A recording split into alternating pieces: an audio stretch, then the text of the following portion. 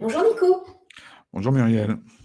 Alors aujourd'hui, on a décidé de parler de la procrastination, pardon, qui concerne vraiment beaucoup de monde. Je pense que voilà, on va essayer de développer un petit peu ce que c'est et puis de donner quelques ressources à la fin de la vidéo pour Voilà. aider tout le monde à pouvoir lutter contre ce petit souci qui peut être passager.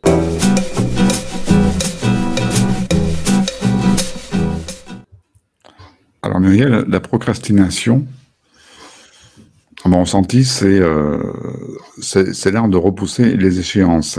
Alors que finalement, quand on fait cette chose qu'on devait faire, on se dit que c'était pas si dur que ça.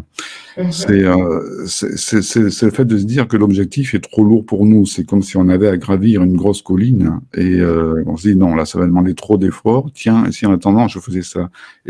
Si en attendant, je faisais ça, c'est remplacer cet objectif par quelque chose, par un petit plaisir un peu plus simple, mais même quelque chose qui est assez éphémère. Et Mhm. là-dessus, évidemment, on a les outils qu'il faut pour nous, ben, pour nous influencer sur ça. Hein. On a le mobile, tout ça. Tiens, je vais répondre à un tel. Tiens, je vais faire ça. Et en fin de compte, on se laisse avoir par ça. Et on met de côté cet objectif qui sont non plus important. C'est, en fin de compte, c'est se réjouir d'une satisfaction, parce qu'on prend du plaisir à cette satisfaction, mais en même temps, on a un petit peu de culpabilité, puisqu'on a repoussé au lendemain ce qu'on devait faire, ce gros objectif. Et le lendemain, peut-être on va recommencer encore jusqu'à c'est comme une sorte d'addiction à ce petit plaisir et de repousser une échéance d'un gros travail qu'on a à faire, alors que ce travail est sûrement plus important et, euh, et forcément, mais ça met du temps. Rechercher, en fin de compte, le résultat, c'est une recherche du résultat immédiat, sauf qu'on le remplace par autre chose. Mhm. C'est presque, je dirais même, quelque chose qui donne de l'impatience. Ça se peut, ouais. Toi, qu'est-ce que tu en dis? Alors la procrastination, je dirais qu'elle peut venir de différentes causes. Ça peut être une peur du changement. Ça peut également être un manque d'estime de soi, hein, de peur de ne pas savoir faire. Ça peut être aussi la peur d'échouer, tout simplement, ce qui revient un petit peu d'estime de soi. Et ça peut être aussi par saturation, c'est-à-dire qu'aussi on vit une vie où on fait les choses vraiment tellement vite, on nous en demande tellement tout le temps, que du coup, on peut aussi être à saturation. Et donc, on procrastine, on repousse au lendemain les choses que l'on a à faire parce que c'est comme si on était débordé, comme si on n'en pouvait plus. Hmm. Mais c'est aussi cette peur du changement, c'est-à-dire qu'on sait qu'on doit modifier ce que l'on a à faire, c'est un changement qui doit se faire, et donc on le repousse constamment parce qu'en fait, on ne se sent pas prêt à ce propre changement. Donc en fait, on se met en situation presque d'échec, on s'empêche de réussir quelque chose. Alors évidemment, il y a plusieurs astuces pour tenter de pallier à ce problème de procrastination. Moi, celle que j'ai trouvée, parce que ça m'est déjà arrivé, parce que ça peut arriver vraiment à tout le monde, hein. Euh, les choses que j'avais trouvées, c'était de me donner des petits objectifs, hein. C'est-à-dire, par exemple, tu te dis, alors moi, c'était surtout sur tout ce qui était administratif, hein, Hmm. c'est-à-dire les choses qui avaient un lien avec l'administration extérieure, tu vois, enfin, et donc, ça me pesait énormément de le faire. J'avais pas envie de le faire. C'était pour moi une contrainte. Hein, voilà, c'est comme si on m'obligeait, enfin, c'était ça en fait, on m'obligeait à faire quelque chose que je ne voulais pas faire. Donc, je procrastinais, je remettais au lendemain. Donc, j'accumulais plusieurs petites tâches qui pouvaient être, même si c'était administratif, même si c'était de la paperasse, ça pouvait être des choses qui étaient importantes ou des choses qui ne l'étaient pas. Donc, pour essayer de pallier à ça, je mettais des petits objectifs. Je me dis, bah, tiens, aujourd'hui, je vais commencer par le plus facile de toutes les tâches que j'ai à faire.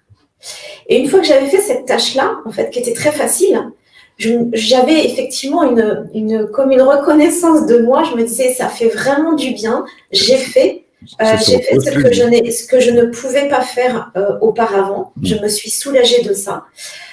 Donc, je m'autorisais du coup à me faire un petit plaisir par la suite pour me dire, voilà, c'est bien, tu t'es encouragée toute seule avec des tâches simples. Et donc, plus tu fais de tâches, et plus pas que tu compliques, mais tu vas dans le sens de ce que tu as à faire et du plus facile à ce qui te pose le plus de soucis. Voilà.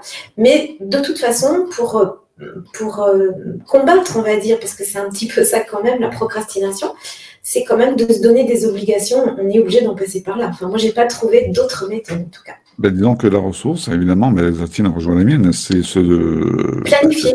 C'est se donner une certaine sorte de discipline, même si le mot discipline, il peut paraître vilain pour certains, mais il en faut, hein, parfois, ne serait-ce que pour soi-même. Dans ce que tu as dit, évidemment, tu avais commencé par faire une partie de ce que tu avais à faire, et seulement tu t'es dit, ah ben, je suis content de l'avoir fait, même si c'était peut-être pas si compliqué que ça. Ah oui. Mais, voilà, et tu as retrouvé ce plaisir dont je parlais au tout début. C'est avant tout ça, c'est le plaisir de faire les choses et de se dire, ouais, ok, plutôt que de voir quelque chose qui est énorme à faire en soi. J'ai dit non, là, c'est un peu trop dur. Et voilà, ma ressource rejoint à peu près la tienne, c'est de scinder. Si on a beaucoup de choses à faire, gros projet, et on se dit non, je vais repousser à demain, parce qu'on voit cette chose, sans répéter ce que j'ai dit au début, mais c'est de scinder par plan d'action.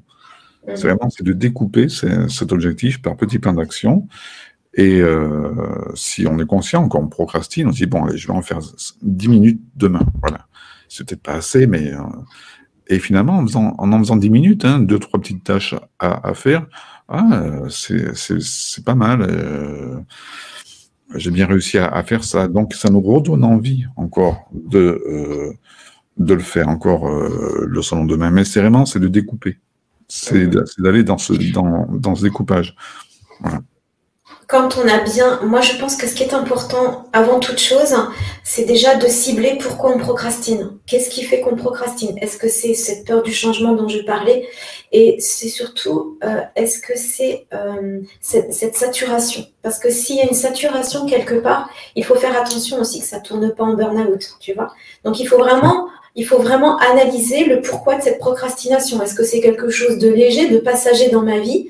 Est-ce que je suis contre quelque chose qui m'agace, tu vois, voilà, bien cibler la chose pour pouvoir y pallier. Ouais. Ok, merci. Merci à toi, Nico. À bientôt pour une nouvelle édition de Si on en parlait avec un autre sujet. À très bientôt.